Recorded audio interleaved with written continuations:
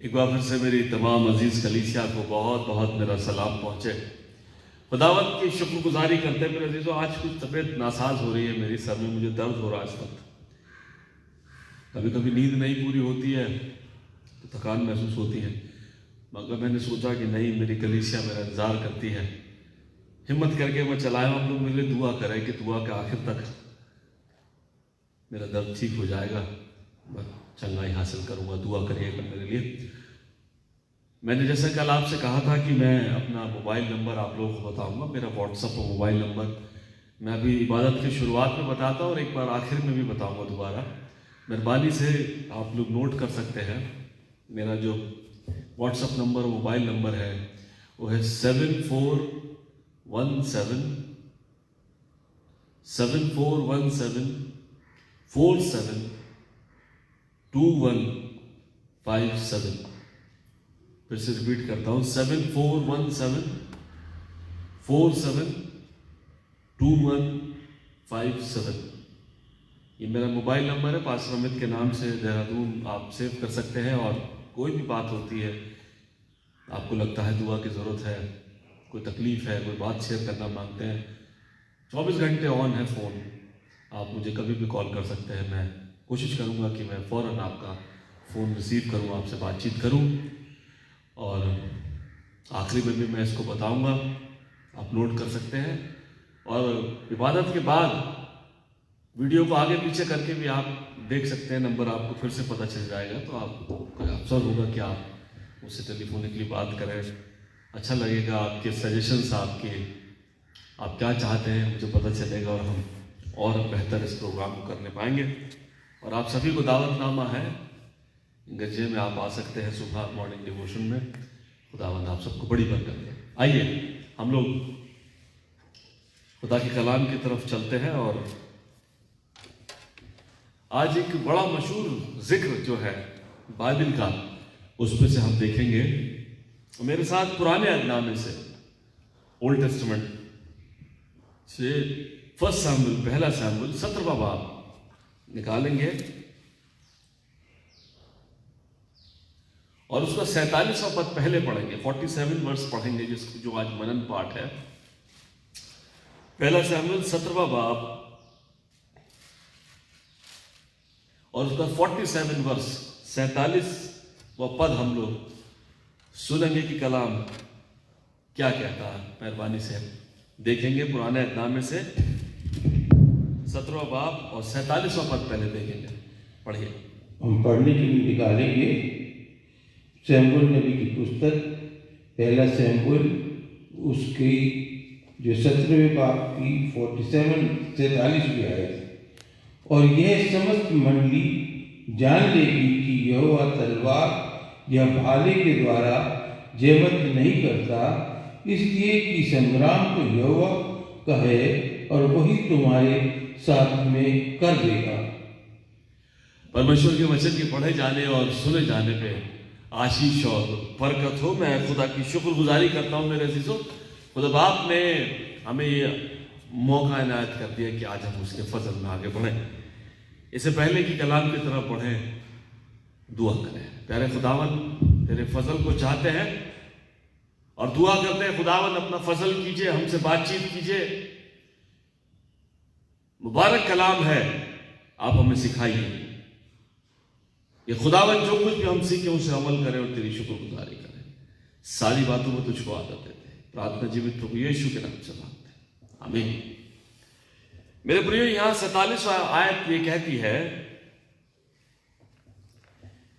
यह समस्त मंडली जान लेगे कि यहोवा तलवार या भाले के द्वारा जयवंत नहीं करता, इसलिए कि संग्राम तो यहोवा का है और वही तुम्हें हमारे हाथ में कर देगा। मेरे दोस्तों, ये जो जिक्र जो बाइबल की आयत है, ये पहला सैमुएल और उसका 17वां बाब में एक युद्ध छावनी की बात है। यहां देखते हैं कि एक जगह युद्ध हो रहा है। अगर आप 16वें अध्याय में चले जाएं, पहला सैमुएल 16वां बाब, तो अगर आप 16वें बाब का टाइटल ही पढ़ लेंगे तो लिखा है दाऊद का राज्य अभिषेक। यिशै के पुत्र हैं डेविड सबसे छोटे बेटे हैं, उम्र भी कम है और अपने पापा के, अपने फादर के भेड़ बकरियां चराने का काम में चरवाहे हैं, ऐसा कलाम बताता है। और 16वें की 17वें पद को अगर आप पढ़ें तो खुदावंद ने दाऊद के मन को देखा है और सैमुएल नबी को भेज करके उसका राज अभिषेक कराया है। That was a plan of God. अभिषेक कराया उसका। हम लोग मनन कर रहे हैं पहला सैमुएल 17वें बाब को। मैं बैकग्राउंड से लेके चलता हूं, इसलिए 16वें अध्याय को भी थोड़ा देखना हमें जरूरी है। बहुत बड़ा चैप्टर है, सारा पढ़ना मुनासिब नहीं है, इसलिए मैं वर्बली आपको बताता हूं। अभिषेक किया गया और उसके बाद क्या होता है, अगर आप कलाम को पढ़े, 16वें अध्याय को पढ़ें, जो सुलेमान बादशाह है उस वक्त में, शाऊल जो है ना, उस वक्त में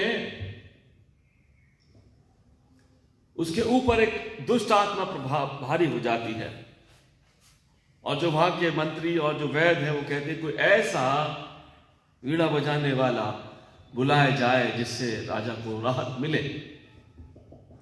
और कलाम इस बात को बताता मेरे अजीजों कि दाऊद जो है, किसी ने बताया कि एक लड़का है दाऊद जो कि चरवाहा है और जंगलों में अपनी भेड़ों को चराता और वीणा बजाता, बहुत खूबसूरत इंस्ट्रूमेंट बजाता है, आप उसको बुला लीजिए।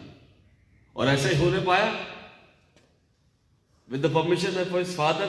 से उन्होंने परमिशन मांगकर बेटे को बुला लिया। उन्होंने कहा तुम हमारे यहाँ रहो और जब जब मुझे तबीयत खराब हो तो वीणा बजाना। और जब जब वो वीणा बजाया करते थे तब तब राजा की तबीयत दुरुस्त हो जाती थी और राजा इस वजह से उसे बहुत प्यार करने लगे। और मेरे प्रिय फिर क्या होता है, अगर अगले चैप्टर को पढ़े, 17वें अध्याय को पढ़े, तो युद्ध छावनी बनती है आसपास के जो क्षेत्र। मैं चाहता हूं फिर से एक बार पढ़े पहला सैमुएल 17वां बाब। अब पहले आयत से पढ़ेंगे, देखेंगे, थोड़ा सा बैकग्राउंड समझेंगे, तब कलाम को समझेंगे, देखेंगे। पहला सैमुएल 17वां बाब पहले पद से। अब फिलिस्तियों ने युद्ध के लिए अपनी सेनाओं को इकट्ठा किया और यहूदा देश के सूपों में एक साथ होकर सूपों और अजेका के बीच एबेदीम में डेरे डाले। शाऊल और इजरायली पुरुषों ने भी इकट्ठे होकर एला नामक तराई में डेरे डाले और युद्ध के लिए फिलिस्तियों के विरुद्ध पांति बांधी। फिलिस्ती तो एक ओर के पहाड़ पर और इजरायली दूसरी ओर के पहाड़ पर खड़े रहे और दोनों के बीच तराई थी। तब फिलिस्तियों की छावनी में से गोलियत नामक एक वीर निकला जो गत नगर का था और उसकी लंबाई 6 हाथ 1 बित्ता थी। उसके सिर पर पीतल का टोप था और वह एक पत्थर का झिमल पहने हुए था जिसका तौल 5000 शेकेल पीतल का था। उसकी टांगों पर पीतल के कवच थे और उसके कंधों के बीच बर्छी बंधी थी। उसके भाले की छड़ जुलाई की डोंगी के समान थी और उस भाले का फल 600 शेकेल लोहे का था और बड़ी ढाल लिए हुए एक जन उसके आगे आगे चलता था। वह खड़ा होकर इजरायली पार्टियों को ललकार के बोला, तुमने यह आकर लड़ाई के लिए क्यों पांति बांधी है? क्या मैं फिलिस्ती नहीं और तुम शाऊल के अधीन नहीं हो?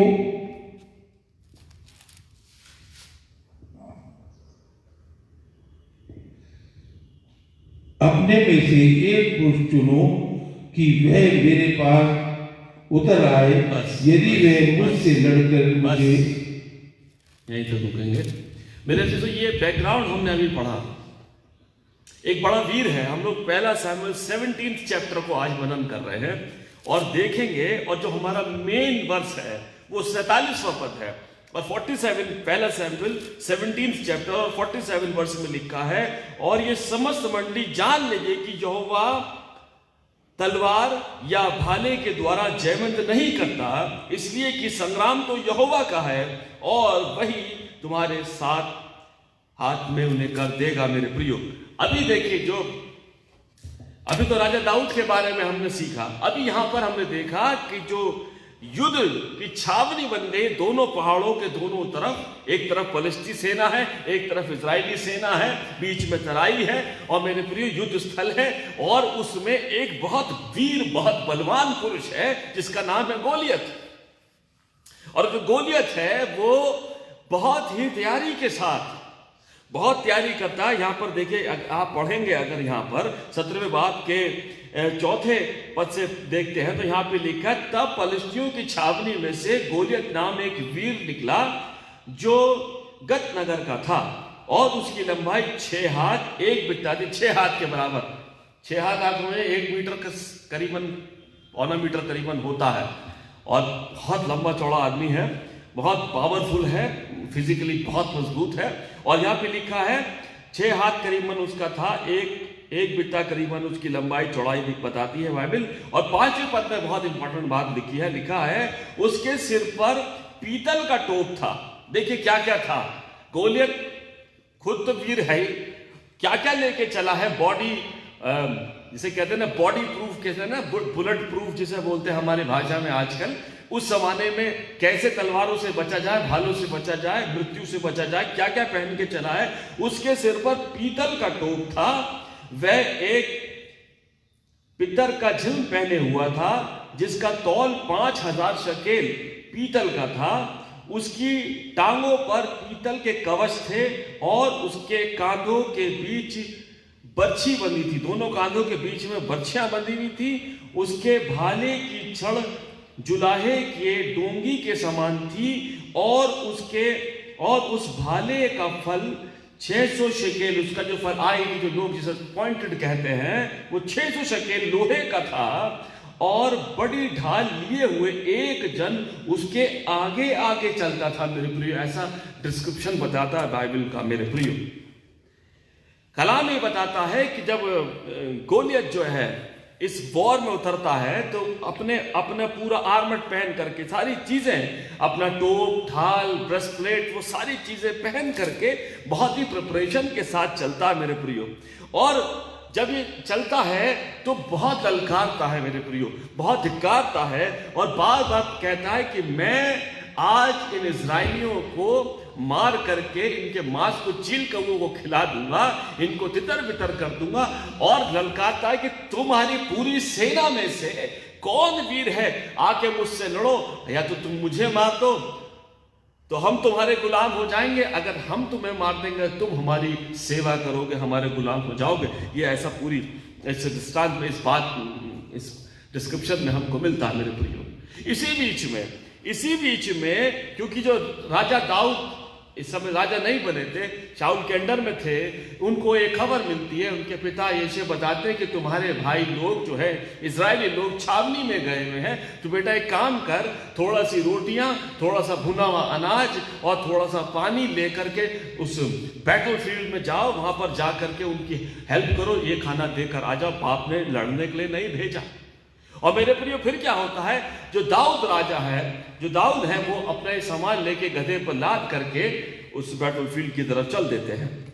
और जब ये वहां पहुंचते हैं, वहां पर पहुंचने के बाद वचन ऐसा बताता है, तो जाकर अपने भाइयों से मिलने से पहले देखते हैं कि जो गोलियत है ये ऊपर चढ़ा आता है और ये ललकार रहा है और बहुत बेइज्जती कर रहा है, अनाप शनाप बोल रहा है, यहोवा परमेश्वर को जो है धिक्कार रहा है। ये बात राजा दाऊद जो है खुद अपने मुंह से सुनते हैं। और मेरे प्रिय, ये सब होता है। उसके बाद वो अपने भाइयों से मिलते हैं, उनको सामान दे लेते हैं। तो भाई जो है इस बात पर, जो क्योंकि छोटे भाई हैं, नाराज होते हैं कि तू यहाँ पर क्यों चला आया है, तुझको नहीं पता? हमें पता तू किस लिए आया, तू तो लड़ाई देखने आया है कि कैसी लड़ाई होगी, कैसा युद्ध होगा। वो कहता नहीं, मैं लड़ाई देखने नहीं आया हूं, मैं तो सामान देने आया था। क्या तूने नहीं सुना गोलियत जो फलिस्ती है कितना जबरदस्त आदमी है और कितना हमको ललकारता, तूने नहीं सुना? उसने कहा कि हाँ मैंने सुना है। और ये सारी बातें, कन्वर्सेशन वहां होती है। और फिर क्या होता है, ये फिर से शाऊल के पास जाता है, शाऊल से कहता है कि मेरे भाई लोग, मेरे साथी, मेरे सगे संबंधी, मेरे इजरायली लोग इस समय संकट में है, राजा मुझे परमिट करें। क्योंकि राजा भी इस वॉर में इन्वॉल्व है। वो कहते हैं तू तो बेटा छोटा है, अभी तेरे मुंह से तो लाली झलकती है, तू तो चरवा है।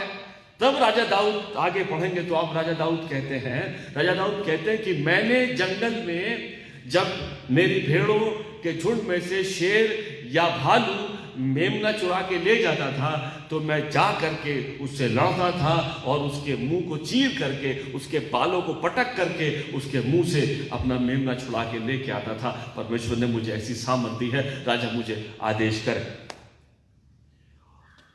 राजा जो है आदेश करते, ठीक है बेटा तुम जाओ, खुदा तुम्हारे साथ रहे, ऐसे दुआ दे करके उन्हें भेजते हैं। फिर क्या होता है, अगर आप इसके 37 पद से पढ़ेंगे, 17 की 37 पद से पढ़ेंगे, फिर दाऊद ने कहा यहोवा जिसने मुझे सिंहासन, सिंह और भालू दोनों के पंजों से बचाया, वह मुझे उस पलिश्ती के हाथों से भी बचाएगा। देखिए फेथ, देखिए आप, जिसने भालू और सिंह से बचा लिया वही खुदावन मुझे इस पलिश्ती से, गोलियत से बचाएगा। शाऊल ने दाऊद से कहा जा, यहोवा तेरे साथ रहे। तब देखिए तब क्या होता है, तब शाऊल ने अपने वस्त्र दाऊद को पहनाए और पीतल का टोप उसके सिर पर रखा और झिलम उसको पहनाई। तब दाऊद ने उसकी तलवार वस्त्र के ऊपर कसी और चलने का यत्न किया। उसने तो उनको ना परखा था, इसलिए दाऊद ने शाऊल से कहा इन्हें पहने हुए मुझे चला नहीं जाता, क्योंकि मैंने इन्हें नहीं परखा है। और मेरे प्रिय, और दाऊद ने उन्हें उतार दिया।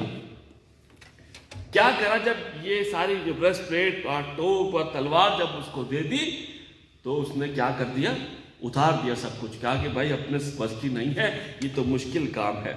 और फिर जब आप आगे पढ़ते हैं तो दाऊद ने चिकने पत्थर निकाले नदी में से, एक रिवर स्ट्रीम में से चिकने पत्थर निकाले गोल वाले, और अपना गोफन लिया, अपने थैले में वो 4-5 पत्थर भरे और चल दिया बैटल फील्ड में। मेरे प्रियो, वचन इस बात को बताता है।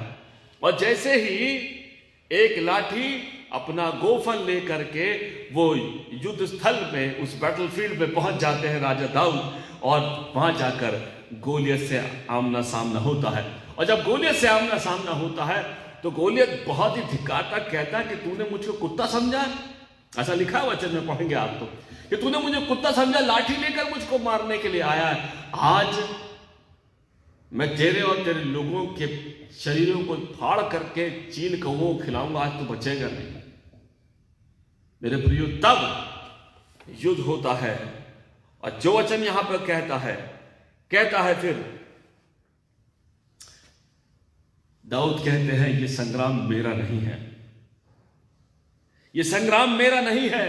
वचन कहता है और ये समस्त मंडली जान लेगी कि यहोवा तलवार या भाले से जयवंत नहीं करता, इसलिए कि संग्राम तो यहोवा का है और वही मुझे तेरे हाथ में कर देगा। मेरे प्रियो, और बाइबल बताती है कि दाऊद ने गोफन में पत्थर रखा और पूरी ताकत से घुमाकर जो मारा तो गोलियत की खोपड़ी में जा लगा और गोलियत जो उसी वक्त धराशायी हो गया।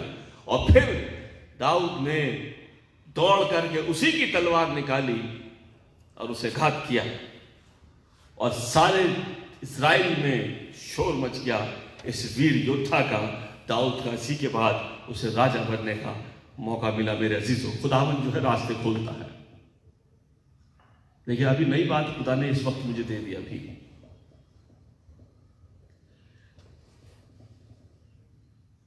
अगर ये बैटल नहीं होती ना, ये लड़ाई नहीं होती, अभिषेक तो हो गया था,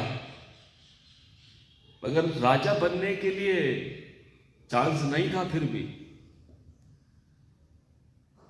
मैं गारंटी देता हूं इस बात की, अभिषेक तो कर दिया था सैमुएल ने, परमेश्वर की योजना थी, मगर राजा के मन को कैसे तैयार किया जाए, ये एक बड़ी बात थी मेरे अजीजों। और राजा के मन को शाऊल के मन को कैसे तैयार किया जाएगा, खुदावन ने ये बैटल ग्राउंड तैयार किया। मेरे अजीजों, एक बात मैं कहना मांगता आपसे। खुदा ने अभी अभी ये प्रकाशन मुझको दिया है आपसे बात करते करते। एक बात कहना मैं आपसे मांगता मेरे प्रियो, if your life become a battlefield, हमारी जिंदगियों में संघर्ष चल रहा है, हमारी परिस्थितियां विषम हैं, हम स्ट्रगल कर रहे हैं लाइफ सर्वाइवल के लिए, definitely my almighty God is more powerful than your battlefield. बहुत सामर्थी खुदावन है, बलवंत ईश्वर है, जो मुझे और आपको इन परिस्थितियों से गुजारने के लिए तैयार बैठा है। मेरे प्रियो, कलाम एक बात को कहता है ये संग्राम मेरा नहीं है। दाऊद कहता है मेरा नहीं है, ये जो वॉरफेयर है ये मेरी नहीं है, ये मेरे खुदावन की है और खुदावन मेरे लिए लड़ेगा। मेरे अजीजों, अब आप दोनों परिस्थितियों को समझें। मैं क्या कहना मांगता समझें, 2 मिनट और लूंगा मैं। वचन इस बात को कहता है, जब गोलियत चला तो पूरी तैयारी के साथ, प्रिपरेशन के साथ, पीतल का टोप, शोल्डर प्लेट, ब्रेस्ट प्लेट, बर्छियां, भाले, एक आदमी ढाल लेकर आगे चलने वाला, पैरों के ऊपर भी जो है पीतल के लेग गार्ड्स बनवा करके उसने पहन करके चला। और दाऊद को भी ये सब कुछ पहनाया गया। मेरे अजीजों, मगर दाऊद से चलना ही भारी होगा क्योंकि उसको प्रैक्टिस नहीं है, वो कभी वॉर में लड़ाई नहीं है, कभी भी, छोटा है उम्र में। और मेरे प्रिय, दोनों जगह को अगर हम कंपेयर करें तो जो फिजिकल प्रिपरेशन है वो कहां रह गई, मैं इस बात पर आपका ध्यान ले जाना मांगता हूं। अगर आप पढ़ें, मेरे साथ निकाल कर पढ़ें इफिसियों की पत्री, उसका 6वां बाब देखें। इफिसियों की पत्री 6वां बाब और उसके 13वें पद से अगर हम पढ़ेंगे तो कलाम पाक बड़ी खूबसूरत बात मुझसे आपसे कहता है, इसलिए परमेश्वर के सारे हथियार बांध लो कि तुम बुरे दिन में सामना कर सको और सब कुछ पूरा करके स्थिर रह सको। इसलिए सत्य से अपनी कमर कस के, अब आप समझें, वचन कहता है जब बैटलफील्ड बुरा स्थान है, जहां खून होता है, जहां मृत्यु होती है, जहां हम अपने से बिछड़ जाते हैं, जहां पर कोई नमताई नहीं होती है, सामने वाली फौज आपको छोड़ेगी नहीं। ये बिल्कुल बैटलफील्ड का ये फौज का नियम है। आप सामने वालों को मार दो या खुद मर जाओ, मारना ही है, वहां मारना भेजा जाता है। मगर कभी कभी जीवन की परिस्थितियां हमारी बैटलफील्ड की तरह सामने खड़ी हो जाती है,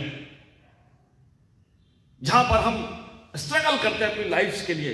तो प्रभु का वचन मुझसे आपसे सुमारक सुबह में कहता है, इफिसियों की पत्री उसका 6वां बाब और उसके 13वें पद से कहता है, इसलिए परमेश्वर के सारे हथियार बांध लो कि तुम बुरे दिन का सामना कर सको। जो बुरे दिन है, जो कष्टी के दिन है, उसका सामना कर सको और सब कुछ पूरा करके स्थिर रह सको, सब कुछ पूरा करके स्थिर रह सको।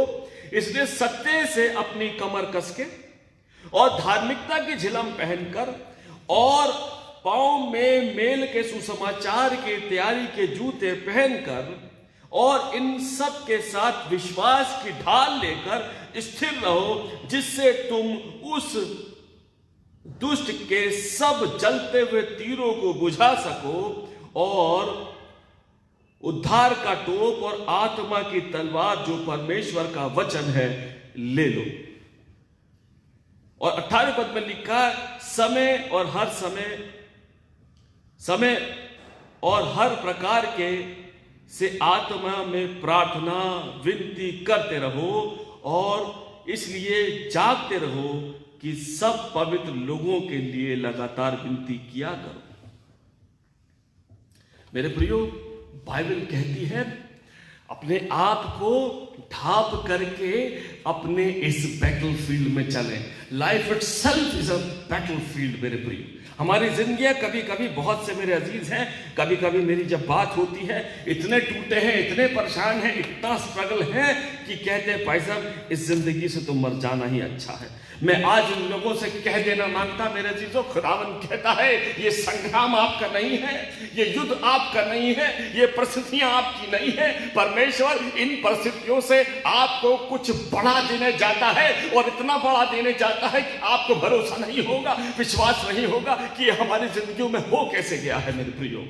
इसलिए परमेश्वर की ये बड़ी योजना है मेरे प्रियो, अगर उसने इस बैटल फील्ड में आपको उतारा है, आपको इस युद्ध स्थल में उतार दिया है मेरे प्रियो, तो आप इस बात पर यकीन कर लीजिए कि राजा दाऊद की तरह वो आपको बहुत बड़ी पदवी में पहुंचाने जाता है। आप तैयारी करें, स्ट्रगल करें, अपने आप को तैयार करें, और जैसा वचन में अभी हमने पढ़ा है, आत्मिकता के हथियारों को लेकर के प्रभु यीशु मसीह में अपने आप को लहू में ढाक करके अपने आप को जिंदगी बसर करें। और मैं यकीन से कहता हूं मेरे प्रियो, आप जयवंत होंगे और खुदावंत की शुक्रगुजारी होगी, हम उसका धन्यवाद करेंगे।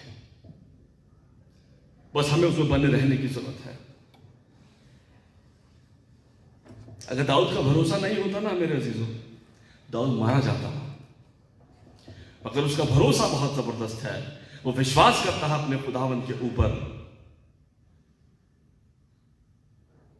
कि मुझे वो बचाने की सामर्थ रखता है। मेरे अजीजों, खुदा में बने रहकर चलते रहने से हम कामयाबी हासिल करेंगे। हो सकता है थोड़ी देर लगे, खुदा को काम करने दें, उसके वक्त का इंतजार करें, उसकी शुक्रगुजारी करें, वो सब कुछ कर सकता है, वो सब कुछ कर सकता है। खुदा इन वचनों के द्वारा आप सबको बड़ी बरकत दे, संभाले रखे, खुदा में बढ़ते जाएं, आसमानी बरकतें हासिल करें।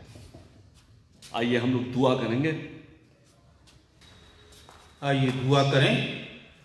सारे संसार के स्वामी, राजाओं के राजा, महान परमेश्वर, हमसे प्रेम करने वाले यीशु, एक बार फिर से तेरे कदमों पर आते हैं और बेहद शुक्रगुजार होते हैं खुदावन, जबकि हम जैसे तुच्छों पे आपने अनुग्रह किया आज और एक दिन जीवन का देख न सके। खुदावन, कितने लोग होंगे कि आज की रात सोए तो होंगे खुदावन, लेकिन आज की सुबह को ना देख सके क्योंकि उनके जीवन का सफर पूरा हो गया खुदावन। आपको ये बेहतर लगा कि उन्हें अपने पास बुला लें खुदावन। फिर भी हम शुक्रगुजार हैं आपके इस बेहतरीन अवसर के लिए खुदावन, जो आपने हमें दिया है कि आज का दिन और हम अपने जीवन में जी सकें। मैं हृदय की गहराई से आपका धन्यवाद करता हूँ। ओ खुदावंद, आपने पूरी रात हम सबको मीठी नींद सुलाया है, सुबह की खूबसूरत रोशनी दिखाई है, दया और करुणा की है खुदावंद। हम सुरक्षित पाए जाते हैं, हम स्वस्थ हैं खुदावंद। सबसे बड़ी नियामत है संसार की कि निरोगी काया जिसे कहते हैं, अगर हम निरोगी काया में हैं तो सबसे स्वस्थ हैं खुदावंद। तेरा धन्यवाद, आपने हम जैसे तुच्छों पे इतना बड़ा अनुग्रह किया है खुदावन। हृदय गहराई से आपका धन्यवाद करता हूँ प्रभु जी। अभी आपके सामने जितने नामों को भाई साहब ने पढ़ा है, आपने सुन लिया है खुदावन। आपसे निवेदन करता हूँ प्रभु जी, दया कीजिए, करुणा कीजिए खुदावन, निरंतर हमारे साथ बने रहिए प्रभु जी। जितने नाम पढ़े गए आपने एक एक सुना है खुदावन। भाई जॉन परेरा का, पास्टर अजीत होरो साहब का, जॉन परेरा के साथ साथ मिस्टर ब्लेसन जो छोटा बच्चा है उसके लिए भी मैं दुआ करता हूँ खुदावन। उसे भी कोविड पॉजिटिव हो गया है प्रभु जी।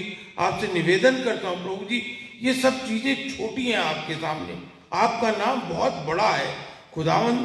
आपके नाम में इन सबको मैं छिपा देता हूँ प्रभु जी, और आपसे निवेदन करता हूँ प्रभु जी, पूर्ण चंगाई दें, स्वस्थ करें, संभाल के रखें। और जितने और नाम भी पढ़े गए आपने सब सुन लिए हैं खुदावन।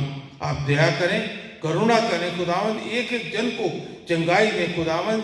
जितने लोग फेसबुक से इस सब वचन को सुन रहे हैं, प्रार्थना में शामिल हैं, मैं एक एक को यीशु मसीह नासरी आपके नाम से आशीषित करता हूँ खुदावन। सबको आशीष दे, बरकत दे खुदावन, उनका जीवन आशीष में दिन हो, जीवन हो।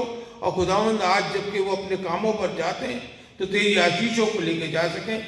आप निरंतर संभाल के रखें, उनके साथ बने रहें खुदावन। जहाँ जहाँ जिस जिस जगह वो अपने पैरों को रखते, आशीषों से भरे रहें खुदावन।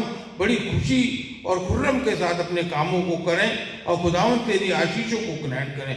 निरंतर एक एक जन को संभाल के रखिए। वो खुदावन, भाई नरेश के लिए भी विशेष दुआ करता हूँ प्रभु जी। उनके बीपी को, सारी दिक्कत को, ब्लड शुगर को सब कंट्रोल कीजिए प्रभु, पूर्ण से स्वस्थ रखिए खुदावन। भाई साहब के लिए भी दुआ करता हूँ, जो कुछ भी सर के दर्द के लिए उन्होंने आपसे रिक्वेस्ट की है खुदावन, आप दया करें, पूर्ण चंगाई दें खुदावन, पूर्ण से संभाल के रखें, अपने कामों के लिए जगह जगह इस्तेमाल करें, सब कुछ आपको भाए और आपको पसंद आए। प्रभु जी आज छोटी सी इस प्रार्थना को सुन के ग्रहण करें। एक एक जन जो अपनी कामों पे निकलता है, खुदावन तेरी आशीषों को ग्रहण करके निकले और खुदावन फलवंत होकर लौट के आए। और खुदावन हम तेरा धन्यवाद करें। हम सबको निरंतर संभाल के रखना खुदावन, अपने दोनों हाथों में संभालना प्रभु जी, दया करना। कोई भी काम हम ऐसा ना करें जो आपकी शान के खिलाफ हो खुदावन। निरंतर हम वो सब काम करें जिससे खुदावन तेरे नाम को जलाल मिले, तू आगे बढ़े, हम घटें खुदावन। निरंतर हमें संभाल के रखिए, हमारे कामों को बरकत दीजिए। आज सारे दिन एक एक जन के साथ हुई विनती प्रार्थना प्रभु यीशु क्रिस्त के नाम से मांग लेते हैं, सुन के ग्रहण करें। आमीन।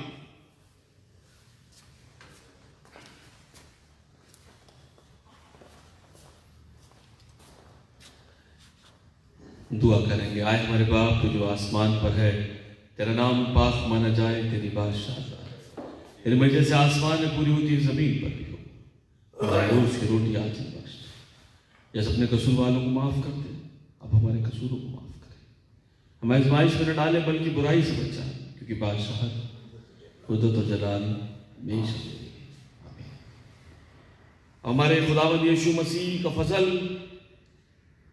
खुदा बाप की मोहब्बत, रूह पाक की रिफाकत और शराकत दुनिया के कुल ईमानदारों के साथ, हमारे तमाम अजीजों के साथ अब से लेकर अब तक होती रहे। आमीन। आप सभी को मेरा प्यार भरा शालोम। खुदा में बने रहें, आशीष बरकत पाएं। शाम को 5 बजे बाइबल स्टडी में आप लोग शरीक हो सकते हैं। रात को 9 बजे भी भाई साहब के साथ दुआ में आ सकते हैं। सुबह फिर से 8 बजे इसी जगह मिलेंगे। खुदा में आप सबको बड़ी बरकत पहुँचे। एक बार फिर से अपना मोबाइल नंबर आपको बताना मांगना नोट कर सकते हैं। 7417472157। फिर से नोट करें, 7417472157। Thank you very much. Number miss होता तो वीडियो को आगे पीछे करके भी आप देख सकते हैं। खुदा आप सबको बड़ी बरकत। Thank you.